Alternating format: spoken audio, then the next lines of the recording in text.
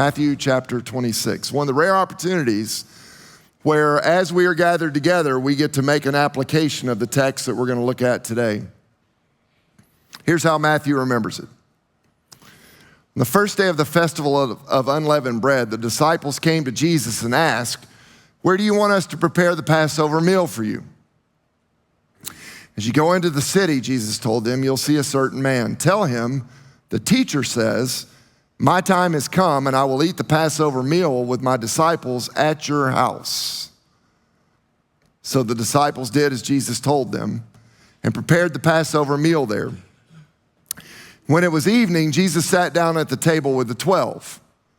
While they were eating, he said, "I tell you the truth, one of you will betray me."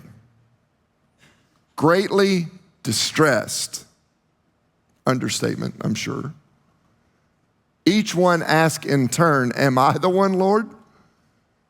He replied, "One of you who has just eaten from this bowl with me will betray me. For the Son of Man must die, as the scriptures declared long ago. But how terrible it will be for the one who betrays him. It would be far better for that man if he had never been born." Verse 25, Judas, the one who would betray him, also asked, "Rabbi, am I the one?" And Jesus told him, "You have said it." As they were eating, Jesus took some bread and blessed it. Then he broke it in pieces and gave it to the disciples, saying, "Take this and eat it, for this is my body." And he took the cup of wine and gave thanks to God for it. He gave it to them and said, "Each of you drink from it, for this is my blood, which confirms the covenant between God and his people. It's poured out as a sacrifice to forgive the sins of many. Mark my words. I will not drink wine again until the day I drink it new with you in my Father's kingdom." Then they sang a hymn and went out to the Mount of Olives. If you just stop with this one event, it seems kind of weird. But if you come at it from the perspective that this is just one little event and it's a part of a much larger story, then it begins to make more sense. Throughout the centuries, the church has tagged this as the Lord's Supper, or here we refer to it as communion. Sometimes communities of faith will call it the Last Supper. It's not actually the Last Supper. I'll show you that in a few minutes. But it is recorded in all four Gospels.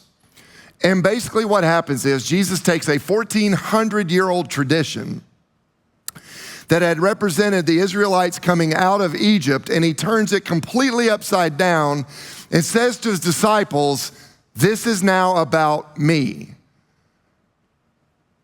And when you do it, I want you to remember me." It is a meal of remembrance. What do you remember? Well, you remember his teaching, right? When it comes to Jesus and his teaching, he taught some things that I think we could agree are almost totally countercultural to the way things are normally taught. And I am convinced that if we actually live out his teachings, I think it would be amazing. He said things like, you've heard it said, love your neighbor and hate your enemy. But I tell you, love your enemies and pray for those who persecute you. Do you think that would make any difference in the world if more of us actually applied that?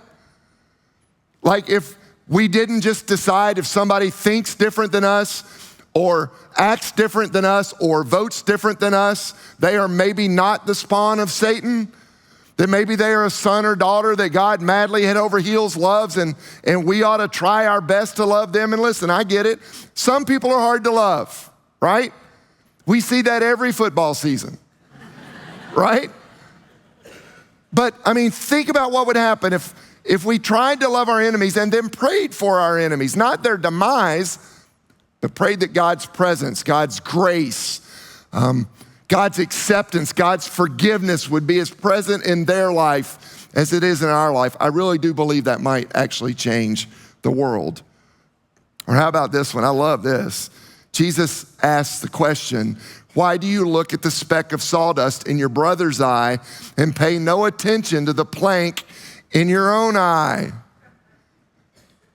We love to skip over that stuff, don't we? I mean, think about in a culture of finger pointing, how different it would be if we actually lived as though, you know what, I'm gonna focus on what's going on inside of me. You're gonna do you. I don't have to agree with you. I don't have to believe in what you're doing, but I can do my best to try to love you and come alongside you and help you. But I got a giant plank sticking in my own eye.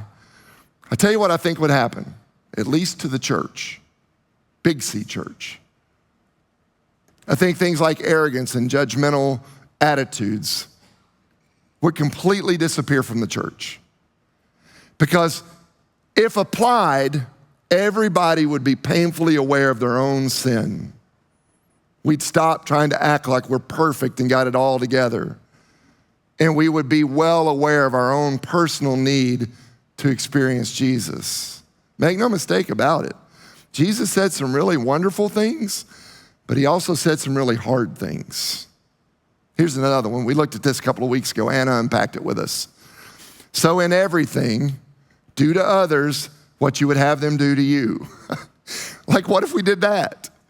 What if when you guys left and you go out to grab a quick lunch, or you stop at a convenience store and maybe somebody's not as nice to you as you think they should be? What if you just turned that right back around and went ahead and treated them the way you wish they were treating you? See, the teachings of Jesus are powerful. And I can be honest and say, I may not always agree with him. I don't like everything Jesus said. And that's gonna freak somebody out. Oh, my pastor doesn't like Jesus. That ain't what I'm saying. I'm saying some of it's hard. Like, I can read it, I can believe it, but applying it to my life is not always the easiest thing. And yet I have found over and over and over again that those people who excel at applying Jesus' teaching to their lives, I have yet to meet someone who lived a life of regret, who came back and said, you know, his way's messed up. I didn't like that. Always leading to grace, always leading to peace, always leading to a greater sense of joy and fulfillment. And so today's a great opportunity to ask ourselves, how am I really doing, like really doing, in following Jesus? It's also an opportunity to remember his life. I think it would be impossible to argue that Jesus lived a life that mattered. He really did. He was an absolute difference maker. And it was Jesus who showed compassion to people that the world had completely rejected. In fact, it was Jesus and the movement of Christianity that valued and elevated women in society. That wasn't happening anywhere else.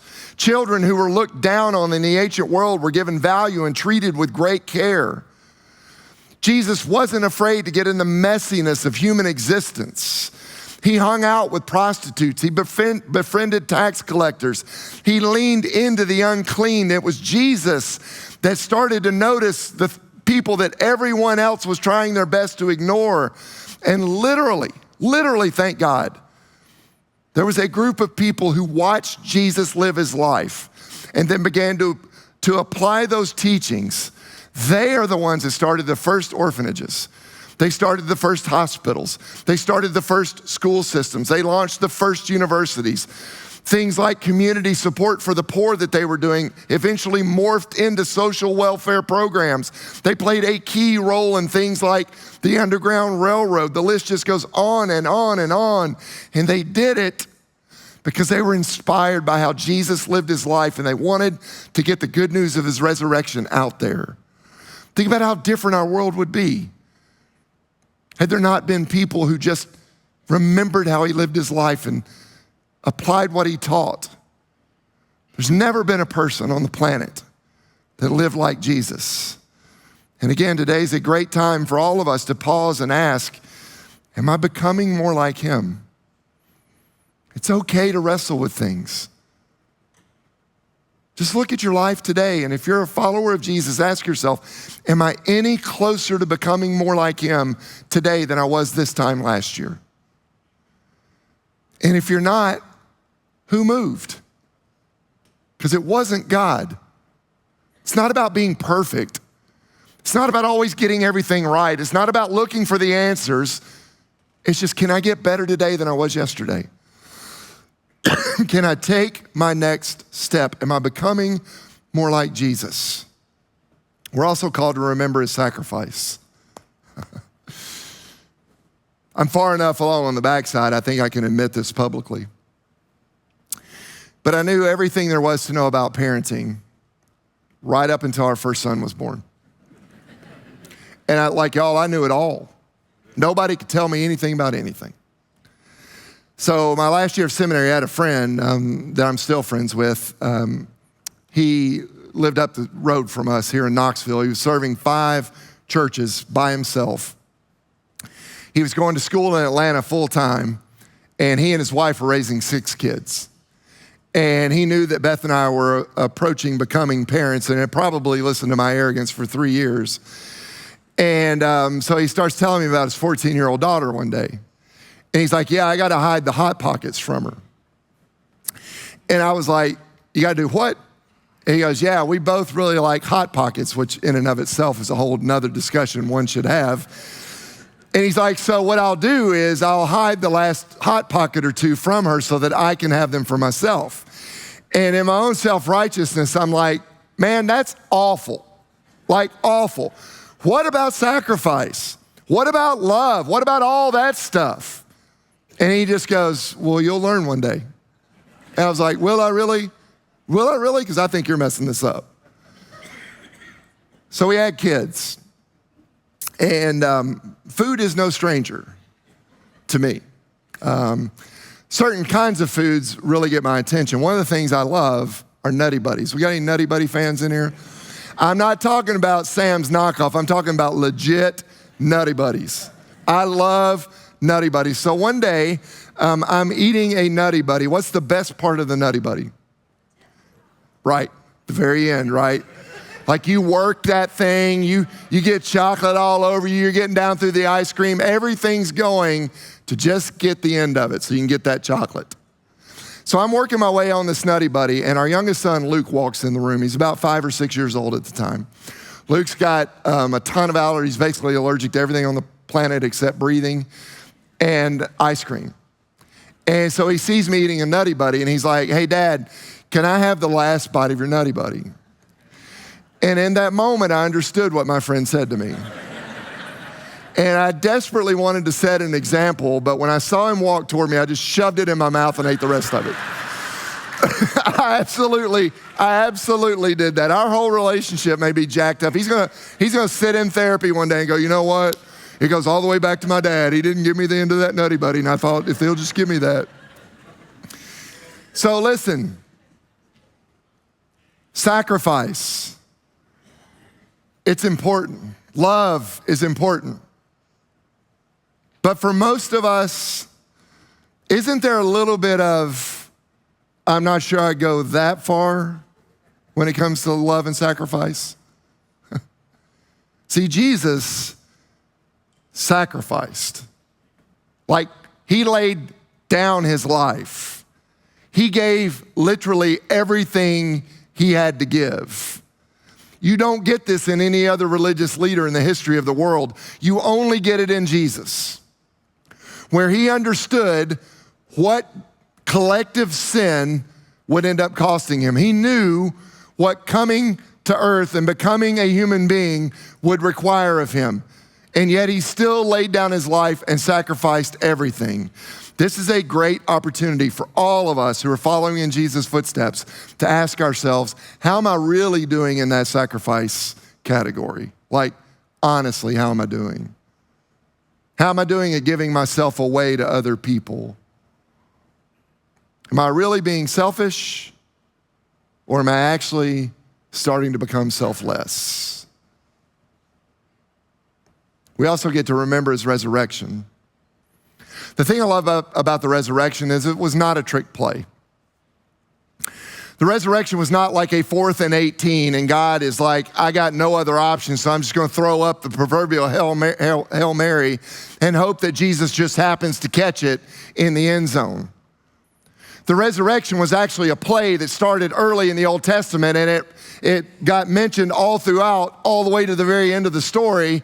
It's the one play where God had told Satan over and over again, I'm gonna run this play straight down your throat, and there's not gonna be anything you can do to stop me. You can raise all the Cain you want, you can cause all the problems you want, but this is going to be the death knell in your coffin. 5 separate times, Jesus himself said, they are going to crucify me, but don't panic because I'm coming back. They cannot stop me. And my friends, this is what separates Christianity from every other religion on the face of the earth. Our God overcame death. Every other God is still buried in the ground.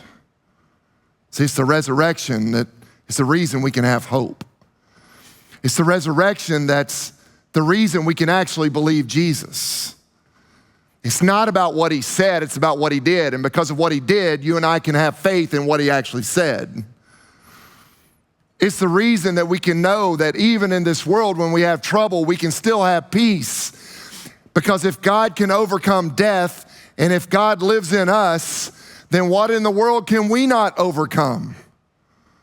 It's an opportunity to remember the resurrection, but that's not all. There's one more. It's to remember the promise. This is what I talked about in the very beginning, verse 29.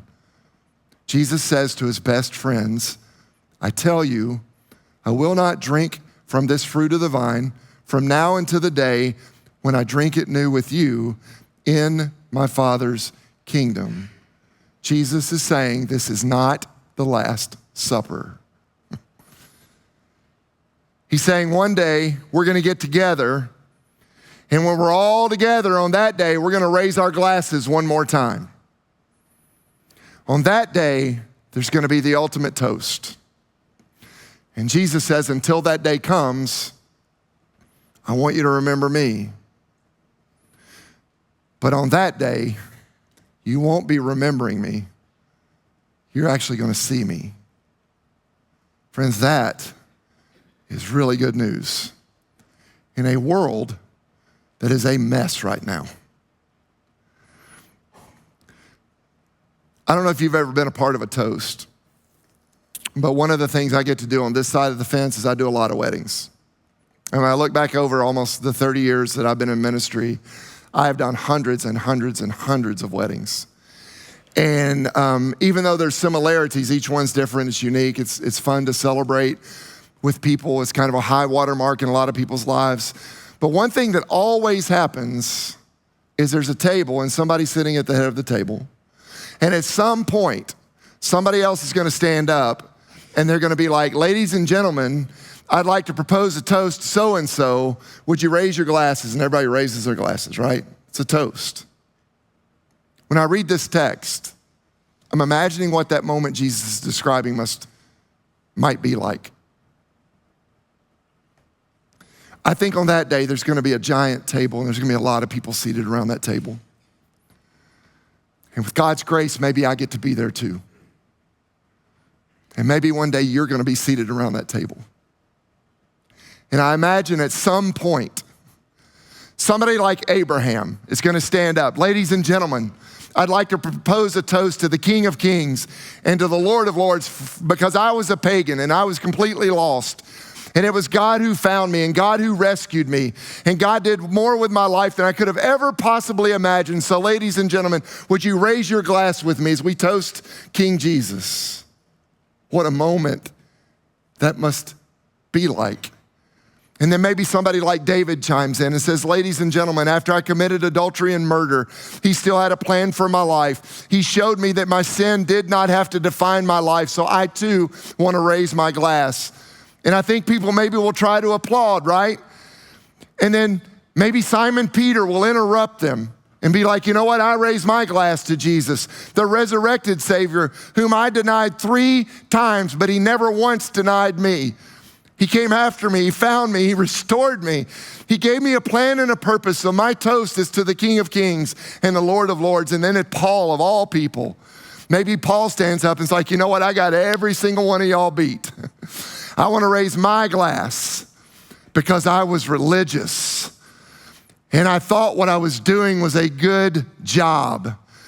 And because Jesus loved me, he revealed to me that it wasn't the job that I did, it was the job that he did on the cross. And so, ladies and gentlemen, I raise my glass to the Lord of Lords and the King of Kings. And I wonder, if you get to be around that table, what would you say in your toast? As I get older, I start thinking about what would I say when I stand face to face with the one to whom I owe everything. Not just my salvation, but my calling, this incredible place called Cokesbury, my beautiful wife, our 3 sons, my close group of friends, the path that God set me on, great parents. I owe everything to him. I don't know what I'd say, except thank you. My challenge this week, as goofy as it may feel, is to challenge you to think about what will you say. Because according to Jesus, there's one more meal left, and it'll be the meal we share in eternity. It's one of the reasons I love, even on a holiday weekend, when you don't know who's going to show up, the first Sunday of every month, we gather at God's table. Because it reminds us. It reminds us of who God is. It reminds us of what God has done. It reminds us of what God is still going to do. If nothing else, it reminds us that our story's not over. And some of us, you feel like that story for your life was written a long time ago and it came to the final chapter, and whatever you've done or wherever you've been or whatever happened to you, that's just the way it's going to be. And I'm here to declare the good news of the gospel that if you're drawing air into your lungs, God is not through with you yet. There's still chapters. There's still entire books to be written about your life. If you're still breathing, God's still got a plan for you and it's not over. And maybe today, if you get nothing else out of this experience, when you taste the bread and you sip the juice, you're reminded that God's got you, that God has not forgotten you, that God has not forsaken you. It ought to be rocket fuel for the soul. It ought to remind us that even though there are moments when it feels like the world is falling down around us, that even if we don't know how, and we don't know when, or we don't know who, we can still have hope that tomorrow's going to be better than today, because it's not up to us. It's up to God.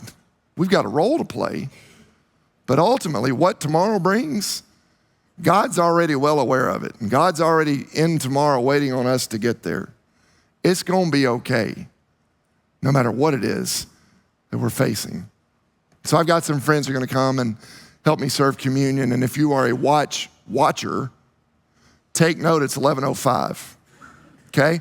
You're going to be out of here before you're supposed to be, which is my 4th of July gift to you, okay? So I've got some friends, I need them to move up quickly. Shout out to Women of Faith in particular. These guys do a mighty, mighty work. They're here to help serve as well. They are a group of ladies that are doing exactly what we talked about this morning. Many of them, year after year, decade after decade, have just poured themselves in to doing what God has asked them to do. And so thank you guys. This is not a have-to thing, okay? But if you would like to receive communion today, you don't have to clean yourself up. You don't have to live a perfect life. It's not about you. It's about what God did and our chance to remember that. If you need gluten-free, you're going to come right down front to the middle, or you can just tell the person serving you and we'll make sure you get what you need. I also remind you the altars of our church are always open. So if you'd like to take a minute or two and kneel and pray, I would encourage you to do that. So you come now in the name of the Father and of the Son and of the Holy Spirit. Amen.